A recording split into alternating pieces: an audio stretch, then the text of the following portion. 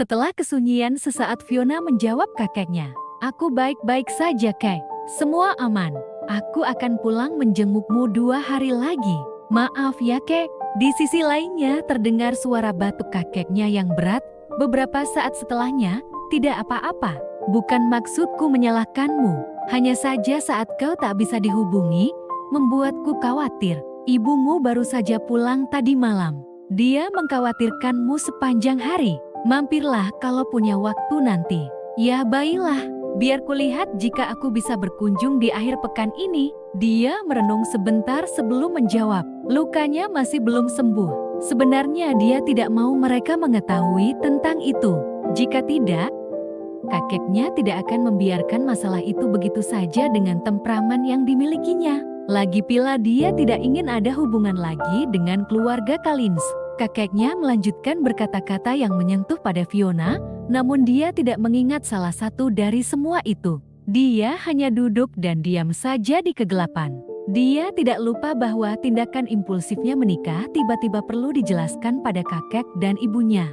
Bagaimana dia menjelaskannya? Apakah dia harus mengajak David pulang 2 hari lagi? Fiona melihat ponselnya yang semakin meredup dan dia masih larut dalam pikirannya. Sampai akhirnya didengarnya langkah kaki di luar villa. Kemudian ruang tamu seketika menjadi terang. Benar saja, seseorang datang menenteng beberapa belanjaan. Tadi sempat mampir sebentar ke supermarket. Kau lapar? Ditaruhnya semua itu di atas meja dan membawa masuk barang-barang Fiona. Coba lihat jika ada yang ketinggalan. Semuanya ada. Kenapa hanya kau sendirian yang kembali? Fiona ingat sebelumnya Alan juga bersamanya. Alan tidak tinggal di sini, jawab David. Kemudian dia minum segelas air dan melihat Fiona. Dia menyadari bahwa pikiran Fiona seperti masih mengawang, sementara wajahnya yang sedikit memerah. Kelihatan bahwa dia baru saja bangun. Kenapa tidak tidur di kamar? Aku tidak tahu bisa tidur seperti itu. Kelihatannya makan malam sedikit terlambat. Mata Fiona melayang pada bawaan di atas meja itu, seperti beberapa bahan-bahan segar yang baru dibeli. Pasti untuk masak di rumah, namun Bibi dan yang lainnya sudah pulang dan kemampuan memasaknya sedikit buruk. Fiona berpikir sejenak. Pria di depannya berkata, aku yang akan masak, jadi kau bisa makan dalam 1 jam lagi. David bangkit, melepaskan jasnya dan menarik lengan baju sebelum membawa bahan-bahan ke dapur. Fiona terkejut, tak disangkanya bahwa direktur utama ini ternyata pandai memasak. Segera terdengar suara air dinyalakan dari keran. Fiona akhirnya bangkit dan berjalan menuju dapur. Dilihatnya dapur yang luas dengan perlengkapan yang modern dan lengkap. Pria berperawakan tinggi itu sedang fokus mencuci bahan-bahan, penanak nasi dan kompor telah dipersiapkannya. Saat David sedang tenang mencuci bahan-bahan itu, dia merasa seseorang sedang mengawasinya dari belakang.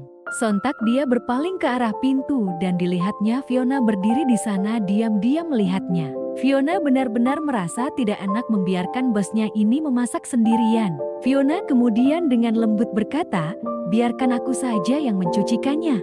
Sebelum David menjawab, tangan Fiona sudah terlebih dahulu berada di keran. Namun sepasang tangan besarnya menahan lengannya duluan. Tidak apa-apa, nanti kalau lukamu kena air akan sakit. Tak bisakah kau sedikit bersantai? David mengomel dengan lembut, mengeluarkan ponselnya. Tolong charge ini. Kabelnya di sebelah sofa. Putarlah musik. Remote controlnya berada di laci. Fiona mengangguk dan berpaling meninggalkan dapur. Tak berapa lama suaranya terdengar dari luar. Di sini banyak kabel, yang mana untuk ponselmu? Semuanya sama saja, dibalasnya datar. Diambilnya satu dan dicolokkan ponsel. Kemudian menunduk membuka laci meja itu dan melihat remote control di dalamnya. Diperiksa sesaat kemudian dinyalakannya.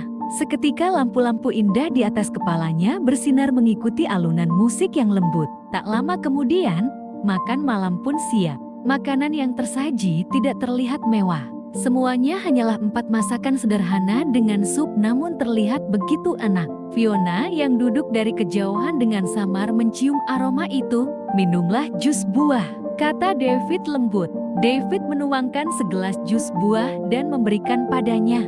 Matanya yang memandangnya berkedip-kedip dan mau mengatakan sesuatu namun tidak jadi diungkapkannya. Apa yang kau pikirkan? Tidak ada. Dengan sigap diambilnya sumpitnya. Tidak lama berkata, hanya saja semua ini terasa seperti mimpi. Bukankah kau cepat beradaptasi? David menjawabnya sambil mengulurkan mangkuk nasi padanya. Atau kau ingin mencoba mengatakan bahwa kau menyesalinya? Mendengar itu Fiona terdiam. Dia menggeleng pelan dan menunduk. Tidak, jika kita mengulangi momen itu, aku yakin ini tetap menjadi pilihanku. Tapi, Fiona tampak ragu-ragu. Dalam suara yang tenang dan penuh keyakinan dia berkata, aku tidak mau berterima kasih lagi padamu. Aku hanya mau mengatakan bahwa aku pasti akan melakukan yang terbaik untuk menjadi istrimu. Kita akan hidup bahagia kan Tuan Duff? David perlahan mengangkat kepalanya. Matanya yang dalam menatap mata Fiona. Wajah tampaknya menyiratkan kelembutan. Kemudian dia menjawab, ya.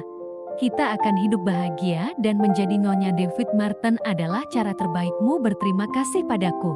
Tadi kakek menelepon. Ibu baru saja pulang dari kunjungan akademi. Mereka ingin aku berkunjung ke rumah selama 2 hari.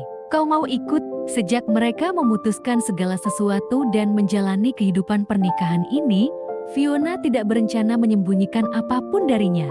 Dia juga harus menceritakan kepada kakek dan ibunya mengenai pernikahannya ini. Kapan kau berencana untuk pulang?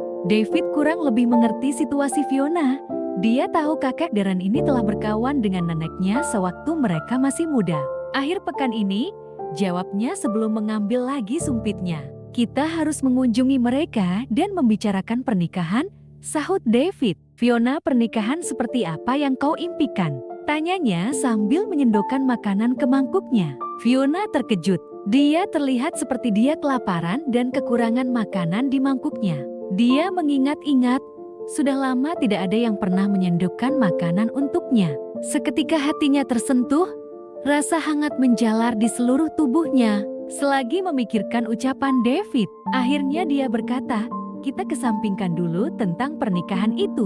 Sudah mau tahun baru dan kantor sangat sibuk. Lagi pula, aku tidak begitu memikirkan bagaimana pesta pernikahan itu. Kakek itu orang yang penyayang. Oh, apa kau sudah kenal kakekku sebelumnya? Dia teringat di kencan buta itu kakeknya begitu menyarankan David untuknya. Namun pria yang di hadapannya ini berpikir sejenak dan menggeleng. Aku pernah mendengarnya namun belum pernah bertemu. Tapi kakek begitu menyanjungmu. Kau yakin tidak pernah ketemu? Fiona terlihat sedikit curiga. Sebelumnya waktu di Perancis, aku ada kerjasama bisnis dengan kakekmu. Meski aku belum pernah bertemu dengannya secara langsung. Jadi jelas hubungan ini berkaitan kan? Jawab David. David berpikir lagi, tunggu saja sampai kau benar-benar pulih, nanti aku akan membawamu ke rumah keluarga Martin.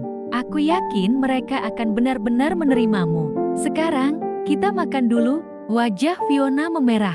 Dia masih memandangnya dengan tidak yakin sebelum akhirnya ikut makan. Dia tidak pernah berpikir sebelumnya kalau kemampuan memasak suaminya begitu mengesankan. Dia baru saja menyicip orak-arik telur dengan irisan tomat segar hingga akhirnya dilahapnya habis.